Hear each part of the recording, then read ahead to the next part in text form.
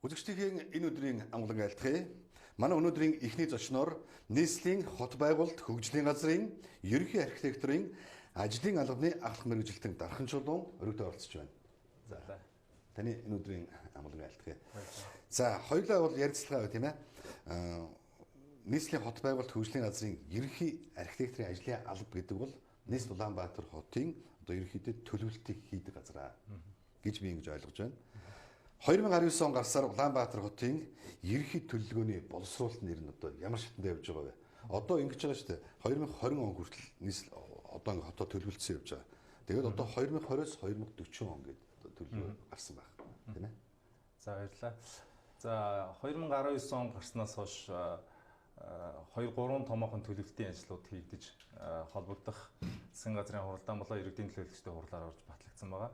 За нэгдүгüрт бол Улаанбаатар хотын шинэ нисэх онгоцны буудлыг даган өгч IRCT хотын хөгжлийн ерөнхий хөтөлбөрөн дээр бол захиалагч хяналт тавьж Монгол Улсын засгийн газрын 29-р тогтоолоор батлагдсан. За энэ уг тогтоолоор батлагдсанаар төлөвлөлт батлагдсанаар бол тухайн бүс нутгийн хөгжлийг хот байгуулалтын үйл ажиллагаа зохион байгуулах бол нөхцөл боломжоор бүрдэж байгаа. За хоёрдугаарт бол Бахангаа дүүргийн үйлдвэр технологийн паркийн техник эдийн засгийн үндэслэлийг боловсруулж иргэдийн төлөөлөгчтэй хурлаар батлагдлаа. За мөн Багнуур дүүргийн үйлдвэр технологийн паркийн хэсэгчлсэн ерөнхий хөтөлбөрөөр батлагдж байгаа.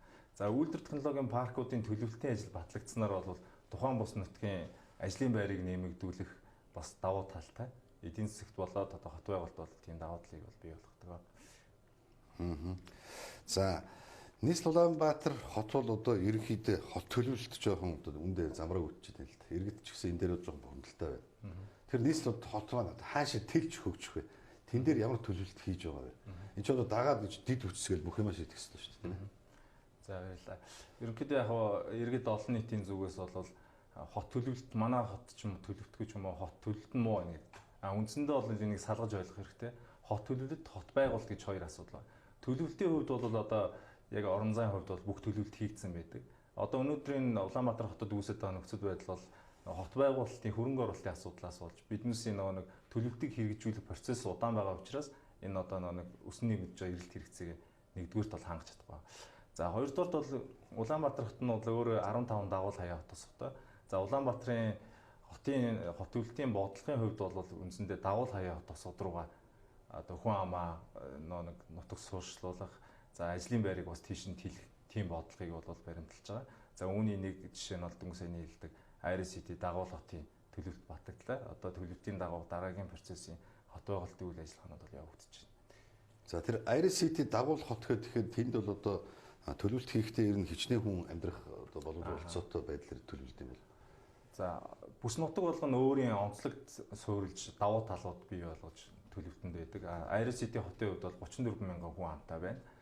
За өмнө нь бол энэ төлөвлөлтөн дээр бол 100 мянган хүн амтай гэж хэлсэн бол энэ тодтолоор бол 34 мянга болж байгаа.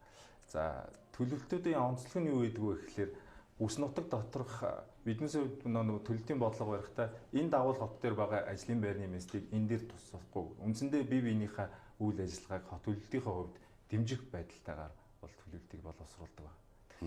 Одоо нийслэл Улаанбаатар хотын хувьд бол одоо яг л миний хувьд бол харж байхад те иргэд одоо яга бохомдоод байна гэхээр газар болголтоо замбраагүй хийцэн. Тэргээд дагаад хот төлөвлөлт нь алдагдсан. Тэгээ одоо бид нар нэг хаашаа нэг хитгэн одоо километр газар л одоо хоорондоо төвжрэл ингээл нам сосчод байгаа байхгүй.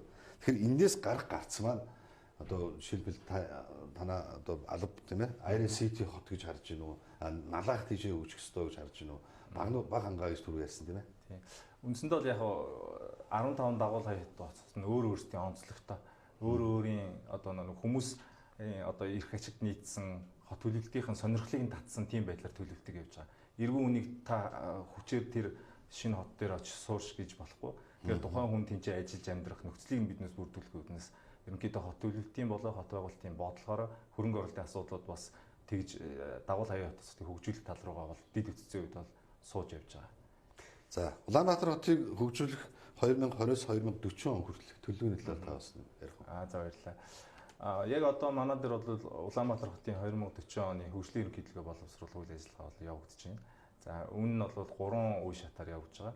Өмнөх одоогийн хэрэгжиж байгаа 20 оны хөгжлийн ерөнхий хөтөлбөр маань ямар түвшинд явсан бэ гэдэг судалгаа үнэлгээний ажил маань хийгдээ дууссан. За одоо бол концепц боловсруулах ажил маань хийгдэж байна. Үндсэндээ бол боловсруулах ажил нь дуусаад засгийн газрын холбогдох яамдуудаас бүгднгээс нь санал авсан. Нийслэлийн иргэдийн төлөөлөгчдийн хурлын 27 дугаар хурлаар дөнгөж сая хилцүүллээ. Одоо дахин бас тус хурлаар хилцүүлээд одоо дараа нь засгийн газрын хурлаар хилцүүлж батлуулна. За концепц батлагдсны дараа бол жинхэнэ нэг техник боловсруулах үйл ажиллагаа маань бол эхлэх байгаа. За юу та түрүүн хэлсэн л дээ дөржсөн те. Одоо хот төлөвлөлт бол төлөвлөлтөөр явж байгаа. Гэтэл бид одоо хөрөнгө мөнгө байхгүй болчоод зогсчод байна. Энэ хөргийг хэн шийдэг? За үндсэндээ бол энэ одоогийн хүчин төгөлдөр явагдаж байгаа хууль эрх зүйн орчин манай эдийн засгийн боломж нь өөр нэгдүгээрт бас тийм ба. Дүнсээ би нэг ярианд дурдлаас нэг одоогийн хүчин төгөлдөр байгаа хөгжлийн ерөнхийлөгөөний хэрэгжилтийг дүгнсэн. Тэрэн дээр бол 29.5% байгаа байхгүй хэрэгжилт маань. За энэ дээр өөрийнх нь зөвлөмж нь юу вэ гэхээр энд бол холбогдох хууль эрх зүйн асуудлууд байна. Нийслэл өөрөө нэг хот байгуулалт, хот төлөлтийнхөө үйл ажиллагааг бие дааж авч явахад холбогдох хуулиуд дээр бас нэмэлт өөрчлөлт оруулах зайлшгүй шаардлагатай. Тэгэхгүй бол одоо биднээсийн хот төлөлтөөр энэ жил хаана сургууль цэцэрлэг байх уу гэдгийг нь яг хот төлөлтийн хувьд шийдэж чадахгүй. Одоо дээрээс захиалгатай юм шиг энд одоо энэ дүүрэг дээр энэ сургууль цэцэрлэгийг тавья гэж нэг эрхэм бүхий албан тушаалтнуудаас хүсэлт ирдэг ч юм уу тий. Тэр бол одоо хот байгуулалтын үйл ажиллагаа гажуудуулах нэг хэлбэр байна. Тэгэхээр энэ өөрөө хууль эрх зүйн хувьд гэдэг нь бол энэ тогтолцоогоо зэгцлэх асуудал бас энэ дээр байна. Тийм тэгэхээр одоо энэ чинь хууль өргөн барьж чинь их хурлаар хурднасыг бол боловсруулаад өргөн барих асуудлыг нь бол явж байгаа. Тийм тэгэхгүй бол одоо ингэдэг шүү дээ гишүүд тойрогтой тийм ээ одоо очивол чинь сургууль цэцэрлэг байхгүй байна гэхээр л одоо энэ талаар уламжлая гээл ингээл та бүхэнд ханддаг ч юм уу ингээл ямар ч төлөвлөгөөгөө сургууль цэцэрлэгүүл орж ирэл ингээл тийм хот төлөвлөлтөн дээр бас асуудал үүсдэг байх л та. За барилга барих хүсэлт бол одоо танах одоо хурлаараа ярилцаж тий барилга барих зөвшөөрлийг олгодог байх тийм ээ танаа алба. Тий. За яг манай алба биш ерөнхийдөө үйл ажиллагааны зохион байгуулдаг. Энэ бол нэг газар барилгачлалтын гэдэг нэг төрөний ярьдаг газрын асуудал тусдаа хот төлөлт тусдаа яваад байна гэдэг. Тэгэхээр энэ асуудлыг шийдвэрлэх үүднээс энэ онд бол үндсэндээ газар барилгачлалын мэрэгжлийн зөвлөлийн хурал гэдэг газрын албаны холбогдох эрх бүхий хүмүүс нь тэгээ манай мэрэгжлийн байгууллагууд ингээ хоёр байгууллагын тусдаа идэх хурлыг нийлүүлсэн. За үндсэндээ энэ он гарсаар бол мэрэгжлийн зөвлөлийн хурал маань бол 22 удаа хуралдаад үндсэндээ 1364 иргэн аж ахуйн гэж байгууллагын хүсэлт ирсэн мэт. Тэрний үндсэндээ одоо 88% нь бол дэмжигдсэн буюу одоо бүтээн байгуулалтын ажил явагдахаар үлдсэн хувь нь бол одоо яг хот төлөлтийн норм дүрм зөрчсөн учраас бас зөвшөөрлөө авч чадаагүй байна л да. Барилга барих зөвшөөрлийг бол танай байгууллага олгодог юм байна шүү дээ. Тэгэхээр 80 гаруй 88% олгосон шүү. Тэгэхээр чиний нийслэлтэй юм. Тийм нийслэл Улаанбаатар хотынхаа бүтээл төвсөд гэсэн үг. Тэн дээр нь бол одоо хот төлөвлөлтөд харж байгаа уйж байгаа. Тийм манайх ч яг хүн иргэн аж ахуйн гэж байгуулга. За би энэ ч нэг 9 давхар байшин барья гэхэд биднес ч хамгийн түрүүнд ерөнхийдөлгөөр одоо энэ үнэхээр орон сууц байхаар газар байна уу? Нийгмийн дэд үтцийн сургууль цэцэрлэг байхаар газар байна уу? Үнэхээр орон сууцны газар нь орон сууцны зөвшөөрлөг нөгөн. За үндсэндээ яг энийг ярьж байгаа учраас нэг төлөвлөлтийн хувьд сүүлийн жилүүдэд бол концепц бодлого нь бол өөр болж байгаа. Өмнөх бол хитрхи архитектур төлөвлөлтөд суурилсан хот төлөвлөлт явдаг байсан бол одоо сүүлийн үед бол яг эдийн засаг суурилсан буюу хот төлөвлөлтийнхаа үйл ажиллагааг биднес яг эдийн засгийн багтаамжт нь тааруулж тухайн бүс нутаг газрын хэдэн хувьд нь барилгачихын хэдэн хувьд нь ногоон байгууламж байж болох уу гэдэг үндсэн хот төлөлтийн бодлого бол суураараа бас ингэж өөрчлөгдөж хөгжиж явж байна л да. Тэгэхээр би яг энэ дээр юу асуух гээд байна гэхээр нөхдүүд барилгын зөвшөөрлөө авдаг тийм. Тэрэн гутаа гадна зогсоол одоо юу гэдэг хүүхдийн тоглоомын талбай ерөнхийдөө нэг тийм орчин зүйл байшин барьчдаг зарим нь бол одоо байшинтайгаа наалдуулаад бариад нар зар үүсэх барих гэх энэ дээр шиг хилэм асуудал үүсээд идэг байхгүй. Тийм учраас энэ дээр бол танах ерөнхийдөө одоо хурлаараа маш сайн одоо төлөвлөлт цогцоог харж шийддэг байх гэж би одоо хурал дээр бол яг үндсэндээ яг нэг төлөвлөлт талаасаа орж ирж байгаа. Манай байгууллага чинь бол үндсэндээ яг энэ таны дүнсний асуудаг бүтээн байгуулалтын ажил явсны дараа комисс ажилдаг мэргэжлийн комиссны яваад за яг энэ батлагдсан зураг төслийнхаа дагуу байна уу биш вэ үү гэдэг асуудал бас хөндөж тэр үеийн давхар хяндаг.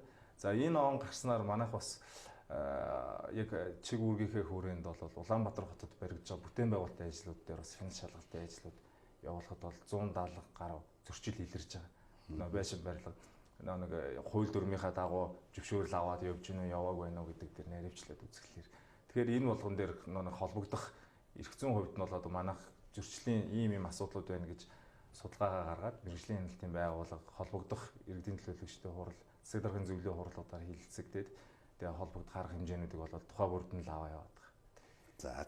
За ингээд бидний урилга хүлээж авч хөлцөө гэж бас тодорхой мэдээллийг Улаанбаатарчуудаа, нийслэлчүүдэд, үзэгчдэд өгсөн. Танд болон танай хамт олонд ажлын амжилт хүсье. За баярлалаа. Эрхэм үзэгчдээ, манай өнөөдрийн эхний зочноор нийслэлийн хот байгуулалт хөгжлийн газрын ерөнхий архитекторын ажлын албаны ахлах мэргэжилтэнд дархан чулуун оролцож Улаанбаатар хотын ерөнхий төлөвлөгөөний талаар ярилцлаа.